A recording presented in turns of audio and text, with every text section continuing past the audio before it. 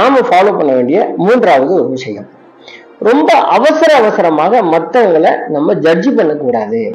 பொது ஒரு உளவியல் அறிக்கை சொல்லுது, நீங்க ஏதாவது ஒரு இடத்துல பேசும்போது 15 செகண்ட்ல நீங்க அவங்கள இம்ப்ரெஸ் பண்ணிடணும். அந்த 15 செகண்ட்ல உங்களை பத்தி ஒரு கருத்து ஐடியா அவங்களுக்கு உருவாகும் அப்படின்னு சொல்லுது. நம்ம இந்த விஷயத்த இப்படி உள்டாவா பார்க்கலாம்.